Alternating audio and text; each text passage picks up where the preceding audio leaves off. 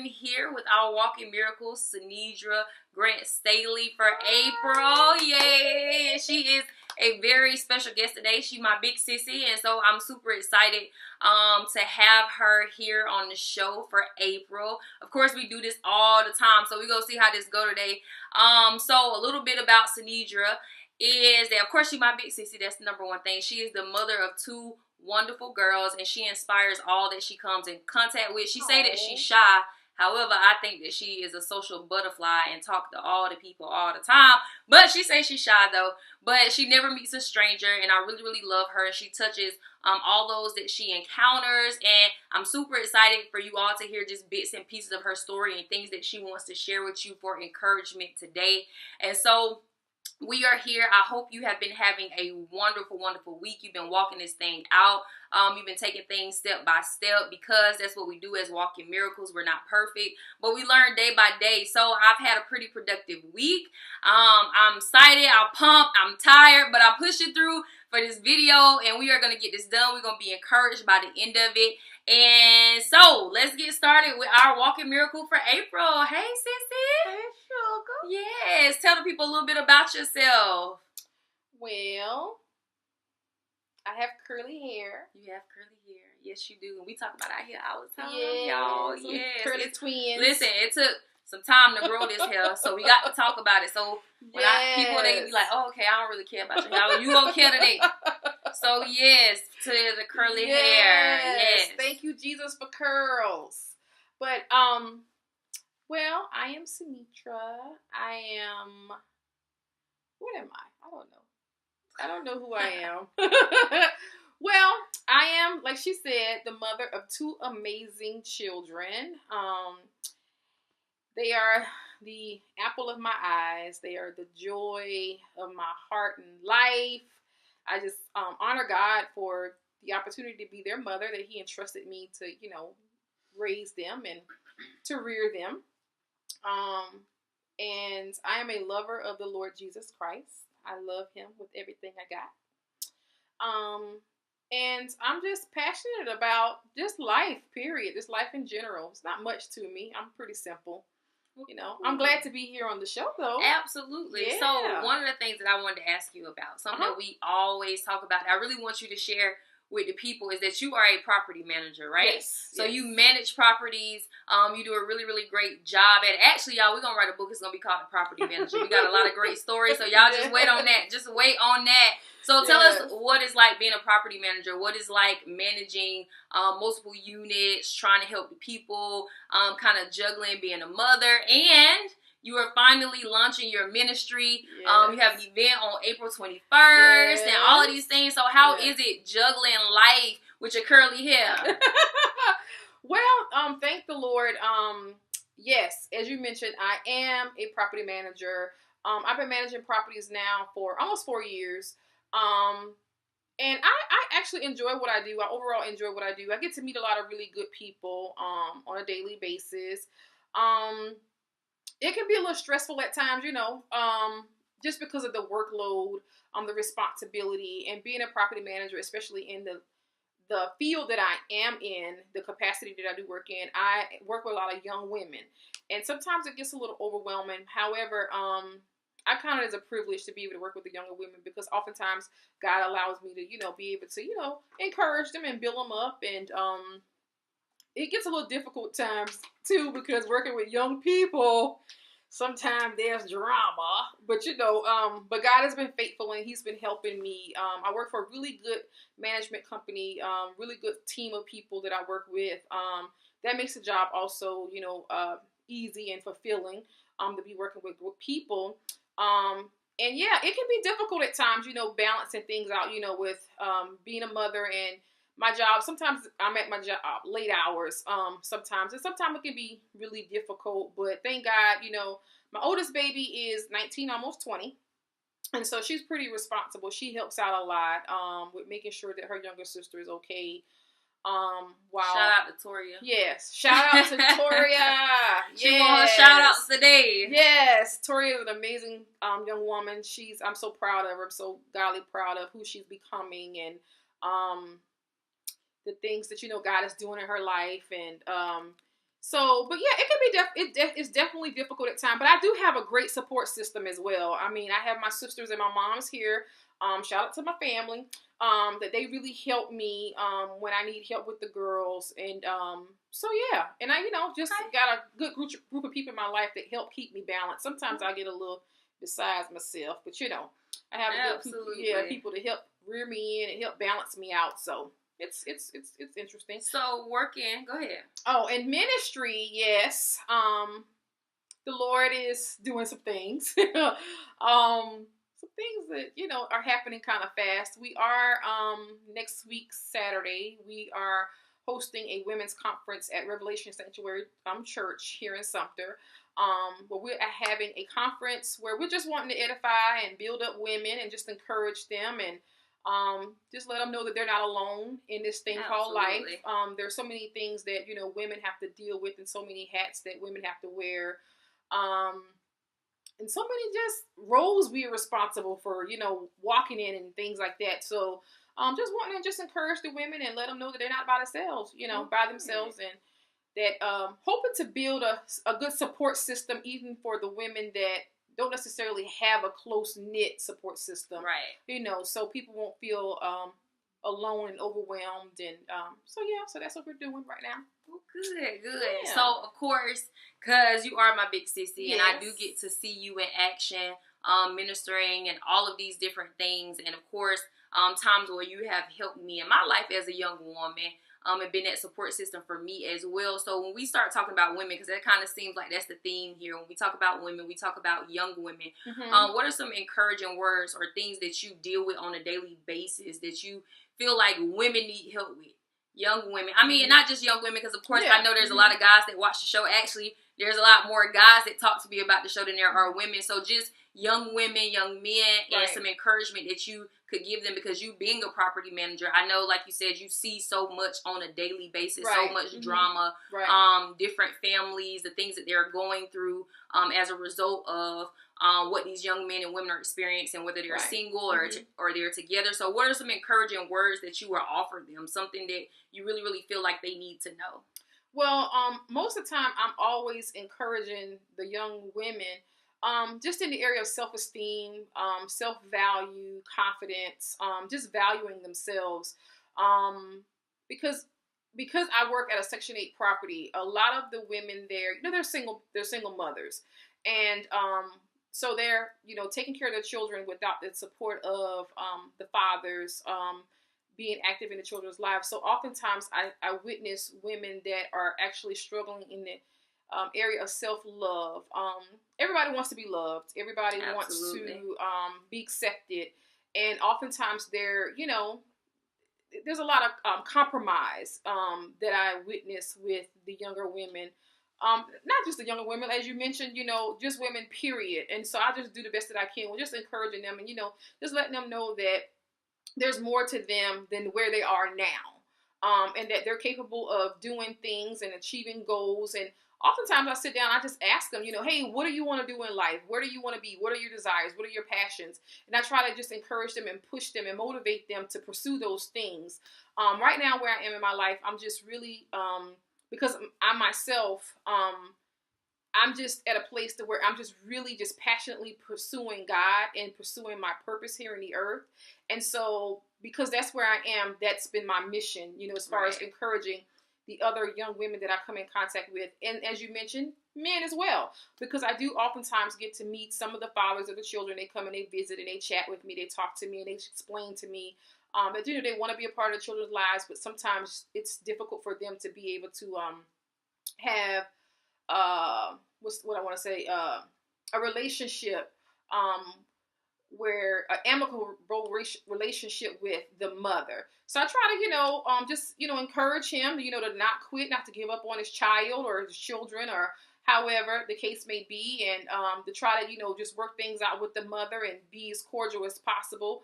And so that they can, raise the children and the children can see two parents and that can get along, even though they're not together, but that they can get along for the sake of being parents and, rearing those children. So, so that's where I am, as far as with that. I work with a lot of amazing young women that they're just, they're just dealing with a lot. So I do the best that I can with encouraging them. However the Lord leads me, I do the best that I can with encouraging them. Okay, well, good. So one of the things that you said that stuck out to me the most, because this is one of the things that I'm really, really, really passionate about. And of course that I've been pursuing for myself as well.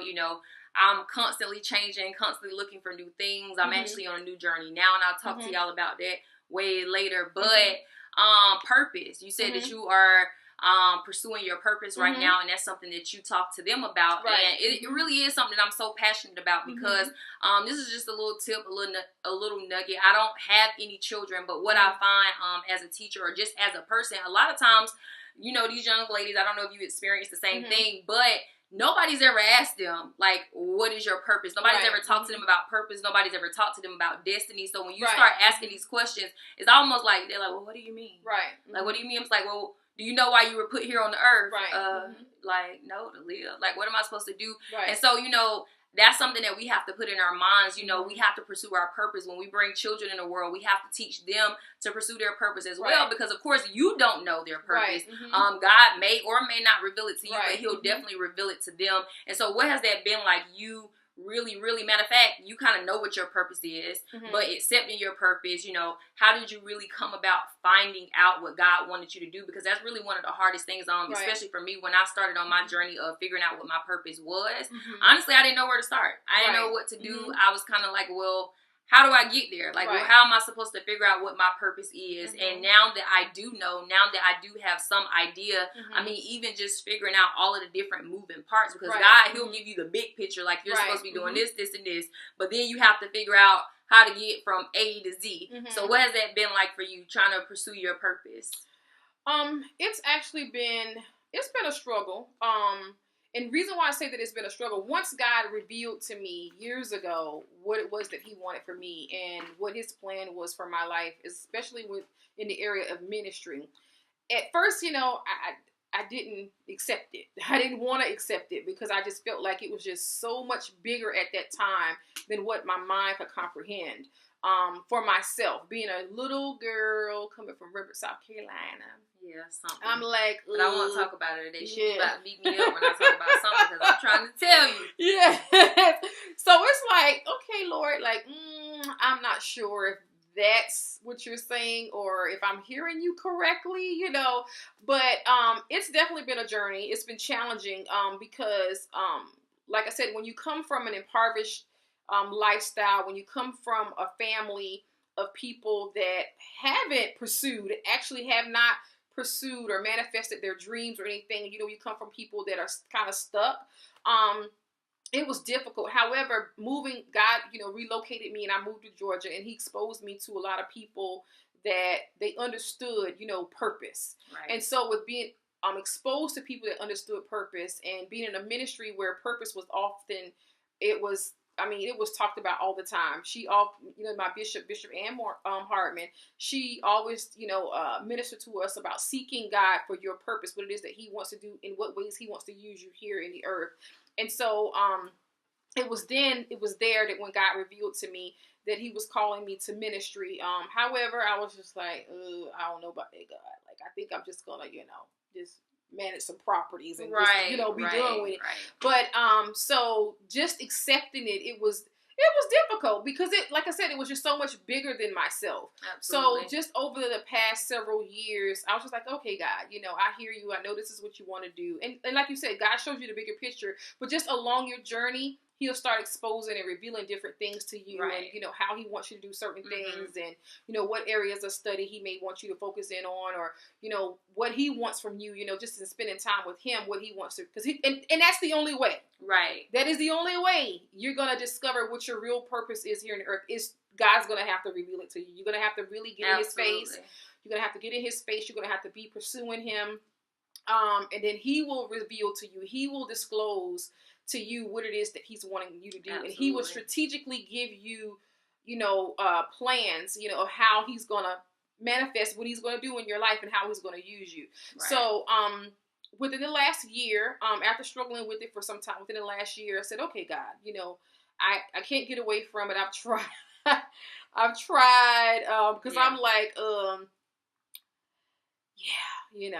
He's showing up in my dreams. Yeah. You know, he won't let me sleep at night. And I mean, and that's significant because when we start talking about purpose, I was actually having this conversation today. I went to dinner with a friend. I was having this conversation because a lot of times, especially as young believers or people who did not grow up in a church or have like super religious family members, or like she was saying, people who have you know, really pursued their purpose because they don't know how to figure it out. One of the things that I've found, and this is something that I tell people all the times, is that we look at God as like this spooky individual, like he's gonna come down and be like, here's your purpose, you know. And sometimes it's just the feeling that you get. Sometimes you're sitting in a place and you're watching a movie. Like, I love to watch movies, and one of the things that I began to realize after a while is that God oftentimes says things to me through the characters in the movie. I'll be sitting there and I'll be watching the movie, and I'll been prayed about something, and next thing I know, something that one of the characters says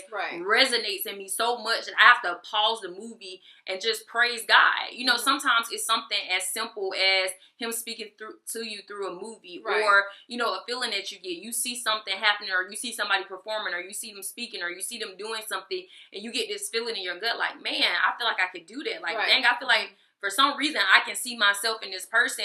You know, a lot of times we call them instincts, we call them gut feelings, we call them all of these things. A lot of times that is God kind of trying to urge you and push you and say, hey, you know, maybe you should be doing this. Or even those gut feelings you get where he's trying to say, get out, leave, get out the way, that you constantly ignore. A lot of times that's God, but we've been taught that it's instincts, you know, it's your gut, but it's a lot of times it's God trying to tell you, hey, this is what you should be doing, this is what you shouldn't be doing. Watch yourself here, be visual here. And so that's what I'm learning, that God isn't this spooky person that's just going to come and visit you in the night and scare you to death. You know, he interacts with you on a daily. You know, even when I'm sitting in the car and a thought just comes into my mind, I know that's not my thought. Like, I know I didn't think that, because it's like, dog, I wasn't thinking nothing about that. And all of a sudden, you will just start thinking about a name for a book, or you'll start thinking about something that you should do.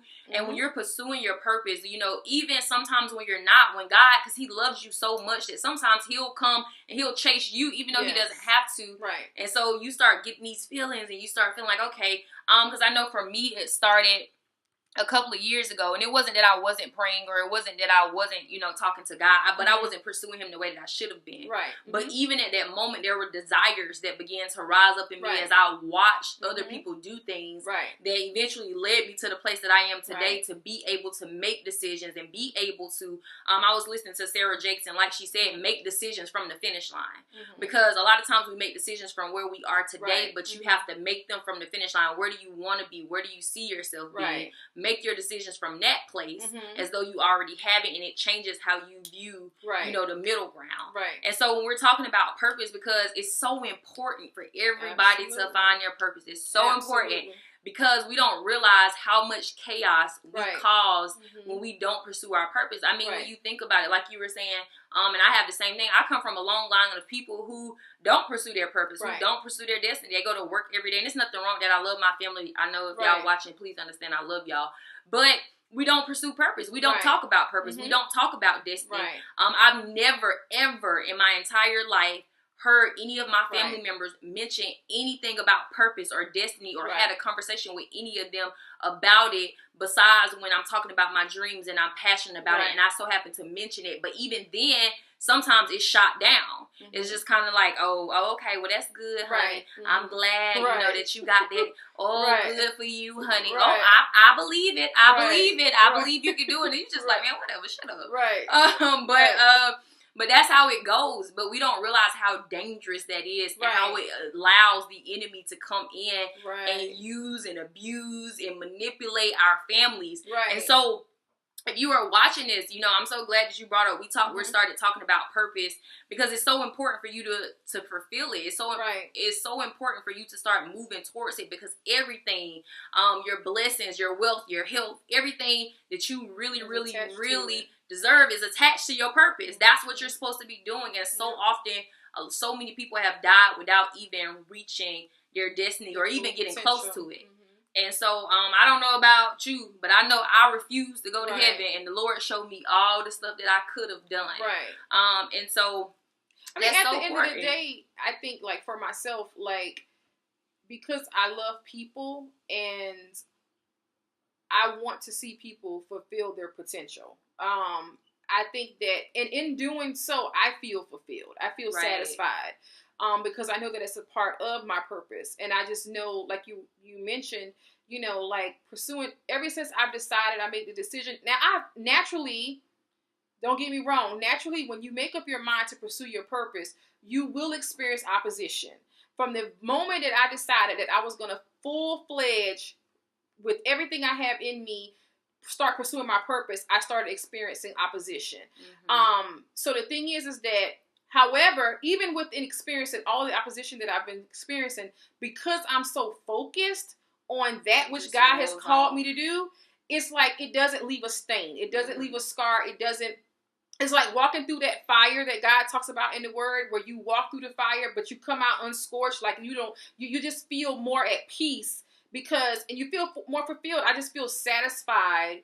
And I'm at peace now that I am actively pursuing my purpose, and I see the dots connecting now. Right. Ever since I started pursuing my purpose, I'm starting to see things that God said, how things are just coming in alignment.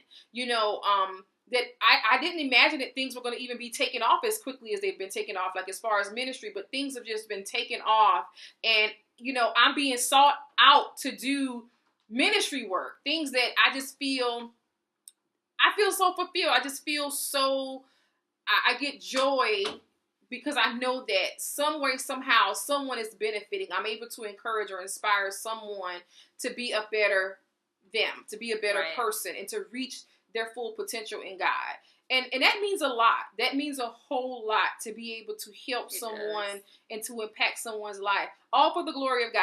I take no credit. It's all for the glory of God, because I understand that God, he could have chose someone else, but he chose me. He called and he chose me. And I'm forever grateful, you know, for the opportunity and just to be a part of what it is that God is doing in the earth. And I just believe wholeheartedly, because I was sharing with a young lady today at work, and I was just telling her, because last year, you know, every year, you know, people have like the mantra, you know, 2018 gonna be the year, overflow is gonna be the year, this or that. Well, I started seeking God myself personally about 2018 for myself and for my family. And one thing God said to me was, Sanedra, seek ye first the kingdom, and all these things shall be added. And what are all of those things? Everything that he has ever planned to do in my life, or everything that he's called me to do, he's going to manifest. I just believe in this season that for people that are actively pursuing their passion, God is doing everything that he promised that he would do. Things that we thought that was going to take like years to manifest, God is doing because we're pursuing him. Not so much as stuff, but we're pursuing him. So in our pursuit to him, in our pursuit to fulfill our purpose here on the earth, things have to come. I mean, you know, it's not about a house or a car. I don't worry about those things. I have to have a house. I have to have a car. I got to have lights. I got to have water. I have to have those things. But there's doors of opportunities that God is opening for us, that he's going to use us to be able to establish his kingdom here in the earth realm. Right. And I'm just excited. And it is exciting. It's very exciting because it's time. It's time for the sons of God to, you know, rise up. It's time for us to arise and shine. For our light has come. Take the shackles off and stop being so fearful. Yeah, it's definitely time for us to walk in the authority that God has given us, you know, and then walk in courage. I think that sometimes as believers, I know for myself, so many years, you know, before this point, I've allowed, you know, fear to keep me down, fear of, I'm going to lose this. And I'm just like, honestly, ain't really nothing to lose. To be So when you really think about it, if you really asked yourself, you had a list and you said, what could I possibly lose? Like, what do you possibly own? Like, a lot of times we don't even own our houses. We don't even own our cars. We don't even own this stuff, but we are so afraid to lose it when really God is trying to, you know, expand you and get you to a place where you can own not only your house, but multiple houses, but you won't let go of this one little house you don't even own. And so really just taking the shackles off and believing in who God is. And it's okay. And this is the one thing that I really, really want to say. Because a lot of times we start feeling like if we get fearful, it's like, oh, no. This is, now you want to start saying this is God telling you not to do something. No, fear is a spirit. Right. You have to cast it out just like any other spirit. Absolutely. When you start feeling fear and doubt and all of those things, it does not mean that you're not meant to do what God told you were supposed to do. All that means is that that's just the devil trying to trick you and tell you, oh, no, don't do that, because if you do this, this was going to happen. No, you cast it out and you keep it moving. Do things in courage. You know, walk in courage. Courage is not that you weren't scared, that you was just, oh, you're so courageous. No, courage is doing things while you are afraid to do them. Absolutely. You are scared out of your mind. You have no idea what's going to happen. The only thing that you are for sure of is that God is a provider, that he is a healer, that he will take care of you. That's the only thing you're sure about. And you still have to be able to go forth and realize that even if you lose everything, the fact that you pursued your purpose, the fact that you went out there, the fact that you did something, God is still going to provide. So it doesn't matter what it looks like now. It's the same thing I just told you. Sarah Jakes Roberts said it. Make decisions from the finish line. Don't make decisions from where you are, because that's how we get stagnant. That's how we get stuck, because we're making decisions from where we are. To be honest with you, if you made a decision about your future and about your destiny from where you are today, you never going to fulfill it. I'm just going to be honest with you. You're just not. Because you don't have the money to be that millionaire or that philanthropist or the voice of the people that God told you were supposed to be. You don't have that money. You don't have honestly, you don't even have the ability at this point. All of those things come from operating in your purpose, operating in your destiny, getting to know who he is, and know that anytime you step in front of somebody, anytime you're operating in your purpose, that he will give you the words to say, that he will give you the passion, the courage, the things that you need. People say all the time when I get up and I start talking, even when I make these videos, some people look at the videos and they like, oh yeah, you know, she making another video. But a lot of people who knew me before are like, oh my gosh, like I just would have never thought. But when you operate in what God says you're supposed to operate in, it doesn't matter who you were or who you are, even outside of that capacity.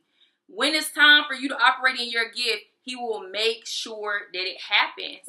And that's what you have to be sure of. And that's what you have to know as you're moving forward. Don't make decisions from where you are today. If you know that you have a purpose, if you know that you're supposed to fulfill something, I know it's easier said than done. Please understand, I know.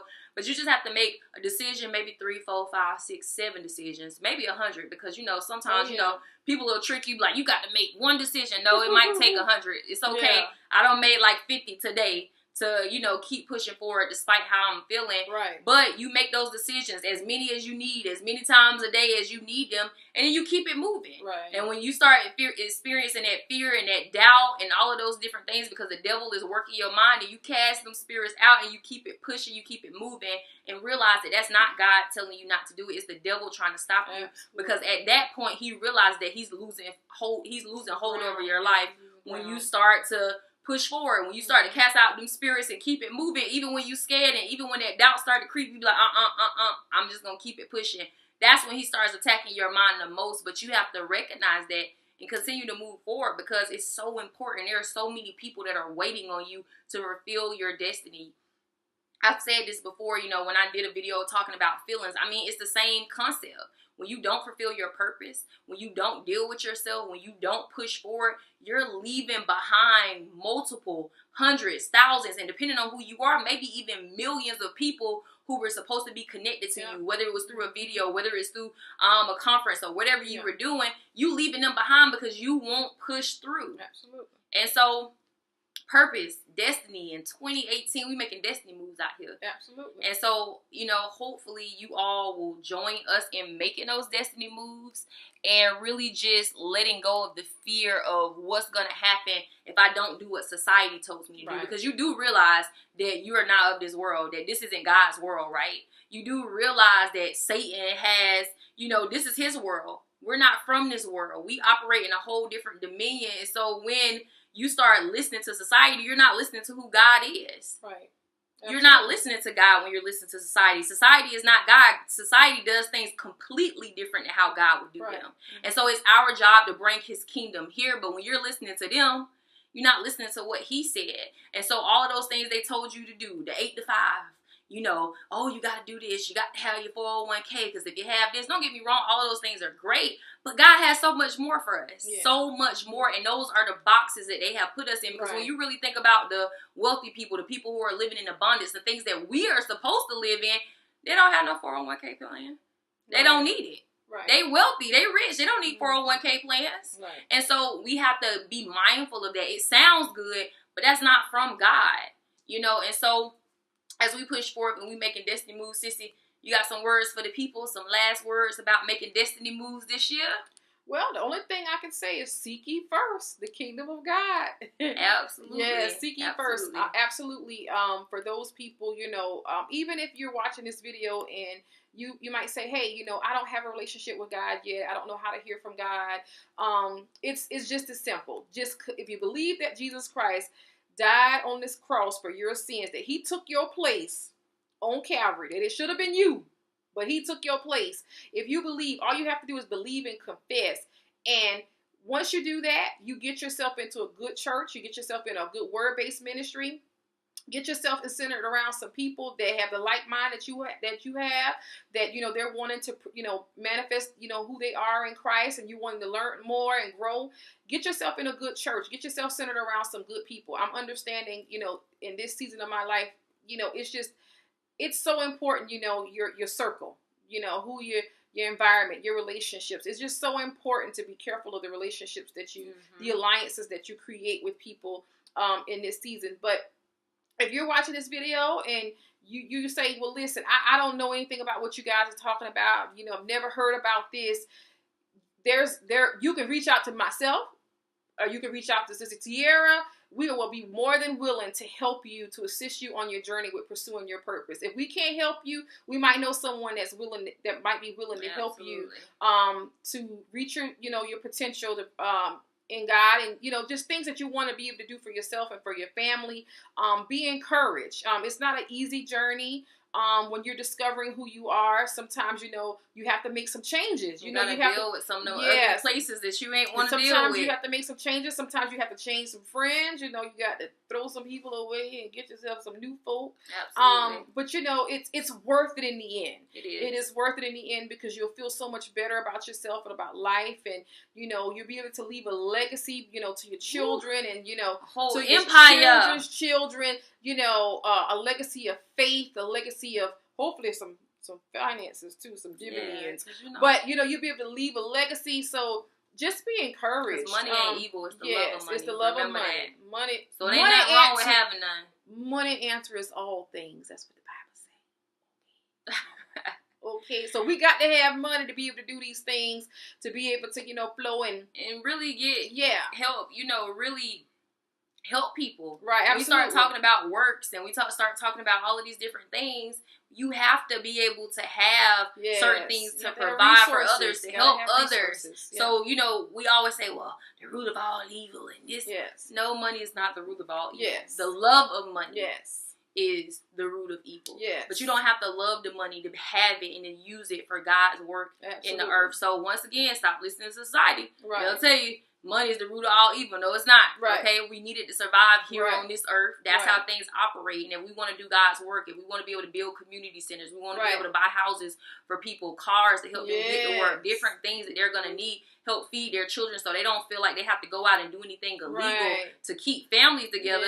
Y'all, we going to need money. Right. So it's just one of those things. And like you were saying, once again, if you on your journey and you feel like you don't have a relationship, I'm going to tell you right now, I am not the most religious person. I work on my relationship daily with God. I have to work on myself daily. I have to check myself daily just to make sure that I'm doing the right thing. And sometimes I still get it wrong and I have to go back and try it again.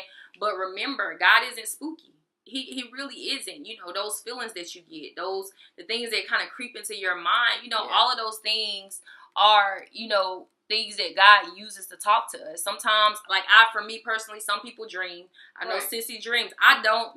God can't use my dreams, okay? They be all over the place. I don't know what be happening. I wake up, I don't even remember what the dream was. I just remember how I felt, whether I was scared or happy or whatever. If the Lord used my dreams, I wouldn't pay no attention. I'd be like, Lord, I was in the school, and then I was in a bus, and I was in a tornado, and then I was doing this. He can't talk to me through my dreams. My head be all over the place, okay? So that's not me. I don't dream. However, when I'm awake and when I'm reading and when I'm talking, you know, me and God, we converse, you know, because it's not crazy to talk to yourself. It's only crazy if somebody answers back. Okay, remember that. So when I'm in the house and I'm practicing, I'm talking to myself and the Lord starts revealing things to me and I'm reading and I'm receiving revelation, that's kind of how me and God communicate. We got our own little thing going on. And so that's okay. You know, maybe he meets you in your car. Maybe he meets you while you're singing. Maybe he meets you, you know, while you're writing. Or whatever the case may be, he talks to us in all of us in different ways because he has to talk to us. We're all different. He knows his children better than anybody. He talks to her through his dreams. He talks to me through me talking to him and me, you know, really conversing. Next thing I know, I'm flowing and I'm saying things that I did not think of. And so I know it's him. And so, you know, it's not spooky. Just let it flow and just know that he loves you so much that no matter what you do, he's going to always be trying to reach you. All you got to do is sit still long enough to listen. And so walk in miracles. On this week, as you walking this thing out, remember that you have a destiny, you have a purpose, and you have to fulfill those things. And no matter who you are, no matter what you've done, you are still, no matter of fact, none of us are qualified. Okay, let's understand that. But there's nothing that could disqualify you in his eyes. So y'all got this. Y'all better walk this thing out this week. And y'all have a wonderful day. Life doesn't always give you much reason to smile. And though life sometimes has an attitude, I won't change my